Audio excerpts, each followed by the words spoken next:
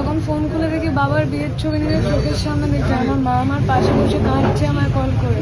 কোনো মেয়ে কি বলবে এটা? আর 25 বছর পর আমাকে জানাতে হচ্ছে পুলিশে এসে কাছে যে আমাদের বিয়ে এখনো আছে। এর থেকে লজ্জার আর কি হতে পারে? মানে আমি তো ঋতিকাগিরির আত্মীয় নই, ঋতিকাগিরির সাথে হিরণ জড়িত, আমি তো নই। আমি You failed as a father and a husband altogether. It's true. একটা এইটুকুনি মেয়ের একটু করতে বলুন তো, তো বিয়ে সম্বন্ধে বোঝেটা কি? আমি তো 25টা বছর কাটিয়ে এসেছি বিয়ের, আর ও ভাবছে যে একজনের সাথে ঘুরে ভিয়েতনাম বেড়াতে গিয়ে আর মাথায় সিঁদুর পরেই ভালো করে বউ একটা বিবাহিত জীবন কাটানো যায়। দেখি না কত সুখে স্বাচ্ছন্দ্যে ও সংসার করে। সারাক্ষণ তো শুনি সে সুইসাইড করতে যাচ্ছে। যে মেয়ে বিয়ের আগেই সুইসাইড করতে যাচ্ছে 15 বার, সে কত সুখের জীবন যাপন করবে আপনারাই। 2 বছর আগে হিরণদা এই সময় পৌঁছায়নি খড়গপুরে, কারণ ভোটটা কোন সময় হয়? 2021-এ। তাহলে 5 বছর তো হয়ই না। হিরণকে মানে ঋতিকাকে হিরণ চ্যাটার্জি চিনতই না তখন। ওর তো কোনো কথারই কোনো ভ্যালু নেই। এখন তো সিম্প্যাথি কার্ড খেলছে যে ওর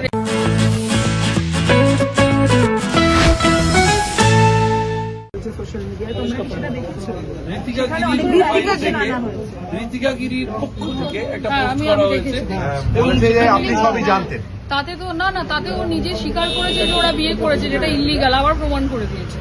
আর যেগুলো লিখেছে মানে আমার মেয়ে পাশে আছে, আর কি বলবো, মানে ওকেও লজ্জা করছে, সেগুলো আমাদের ফলাও করে বলতে হচ্ছে যে আমাদেরই হাজবেন্ড আমাদের সাথে কতদিন ছিল কি ছিল না সেটার ক্ল্যারিফিকেশন ও দেবে। মানে বিয়েটা আমার মেয়ে আমার পাশে দাঁড়িয়ে আছে, আর আমার বর কতদিন ছিল। আর আমি আরবানা এনআরআই কমপ্লেক্সে থাকি, সেখানে এত সিকিউরিটি করা, আমি সিসিটিভি ফুটেজ দেখালে এক্ষুনি মেয়েটা কি বলবে? তাহলে ও হিরণ কতদিন ছিল আমি তো প্রমাণ করে দেবো এক্ষুনি।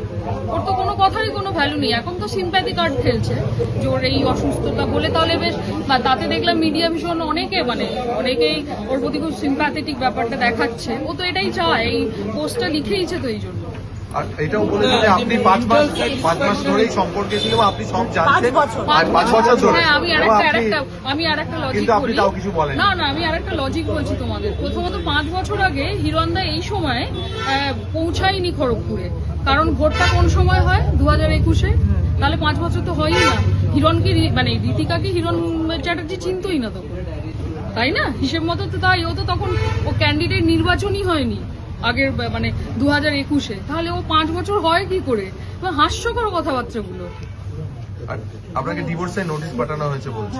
না, এটা একেবারে ডিভোর্সের নোটিশ ওভাবে পাঠানো যায় না। ডিভোর্সের নোটিশ কোর্ট থেকে আসে। কোর্ট থেকে আসে ওনাদের একেবারে। যে একটা লিগ্যাল just একটা লয়ার্স advocacy নোটিশ একটা পাঠানো হয়েছিল, সেটার সাথে সেটাতে divorce এর কিচ্ছু কোনো লেখা ছিল সম্পর্কই না, নেই না। আর কি। বেসিক্যালি মানে কখনো কোনো কোর্ট থেকে কোনো নোটিশ ডিভোর্স সংক্রান্ত আসেনি।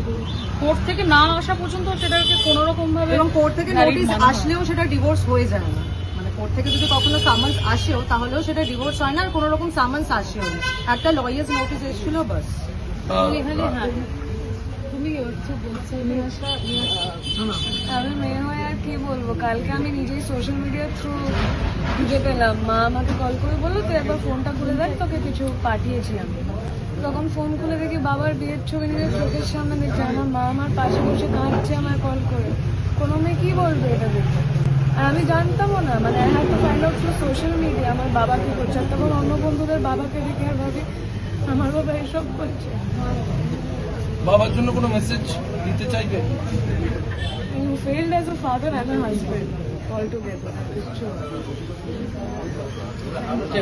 দিদি বলছি, সার্বিকভাবে যে অভিযোগগুলো আরো তোলা হয়েছে যে আপনি ইচ্ছাকৃত ওর বয়স সম্পর্কে ভুল তথ্য ও তাহলে দিয়েছেন। প্রমাণ করুক না সবকিছু। আর বয়স নিয়েও একটা কথা উঠে আর আমি প্রথমত তো ওর দিদি না মাও না। আমি যতদূর মানে আমার কাছে হিরণই বলেছে ওর এত বয়স, বাচ্চা মেয়ে এরকম আমাকে ব্ল্যাকমেলিং করছে। বোঝোই তো একজন হিরোর সাথে ওর দেখা হয়েছে, মানে এই কথাগুলো আমাকে হিরণই বলেছে। মানে আমি তো ঋতিকাগিরির আত্মীয় নই, ঋতিকাগিরির সাথে হিরণ জড়িত, আমি তো নই। আমি ওর মাও না দিদিও না। আমার তো বয়স, ওর এক্সাক্ট বয়স তাহলে ও প্রমাণ করে দেখাক না, ওর বার্থ সার্টিফিকেট দেখাক, ওর বয়স কত প্রমাণ করুক না। আমি তো সমস্ত প্রমাণ নিয়ে যে থানায় এসে করে গেলাম, ওকে করতে বলুক। ওর এত সাহস তো একটা এইটুকুনি মেয়ের একটু করতে বলুন তো, তো বিয়ে সম্বন্ধে বোঝেটা কি? আমি তো 25টা বছর কাটিয়ে এসেছি বিয়ের, আর ও ভাবছে যে একজনের সাথে ঘুরে ভিয়েতনাম বেড়াতে গিয়ে আর মাথায় সিঁদুর পরেই ভালো করে বউ একটা বিবাহিত জীবন কাটানো যায়। আর আমি এটা নিয়ে কিচ্ছু বলতে চাই না। মানে কাল থেকে এটা ইনাফ। আমি অনেক ইন্টারভিউ দিয়েছি, আমি সত্যি আর ক্লান্ত। মানে আমিও তো একটা মানুষ, আপনারাও তো বুঝতে পারছেন। আমার মেয়ে, এইটুকুনি মেয়ে পাশে দাঁড়িয়ে কাঁদছে। আমি তো এরকম জীবন ওকে দিতে চাইনি। কিরকম দুর্ভাগ্য আমাদের এই জীবন পেতে হয়েছে। আর 25 বছর পর আমাকে জানাতে হচ্ছে পুলিশে এসে কাছে যে আমাদের বিয়ে এখনো আছে। এর থেকে লজ্জার আর কি হতে পারে? শেষ প্রশ্ন, আপনাকে একটা হুঁশিয়ারি দেওয়া হয়েছে যে যদি মনে হয় ইললিগাল তাহলে আমার একটাই কথা, এনাকে লিগাল স্টেপ নিতে বলুন। তাও তো ওর এটাই চাইছে, মানে এটাই হ্যাঁ।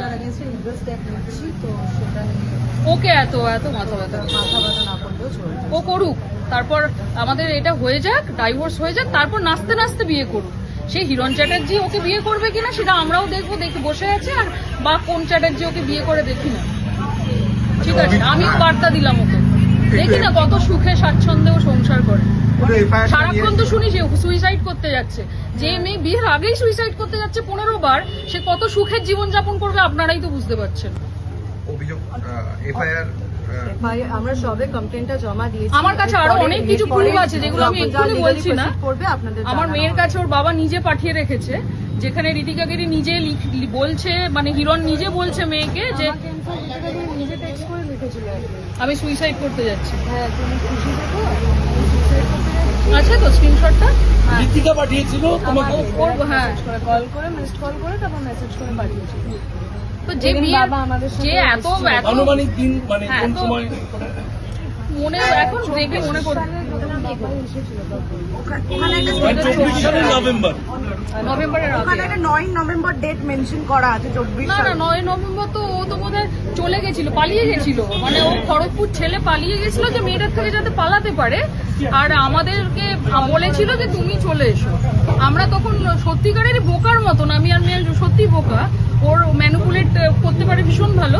আমরা দুজনে ব্যাংককের টিকিট কেটে আমরা একসাথে ব্যাংকক যাই। তার সমস্ত ছবি টবি তো আমি পোস্ট করেছি, মানে আরো পাঠিয়ে দিচ্ছি তোমাদের সবাইকে। ব্যাংককে আমরা একসাথে ওর জন্মদিন কাটিয়েছি, তারপর থেকে হিরণ আমাদের সাথে টানা 5 মাস থেকেছে।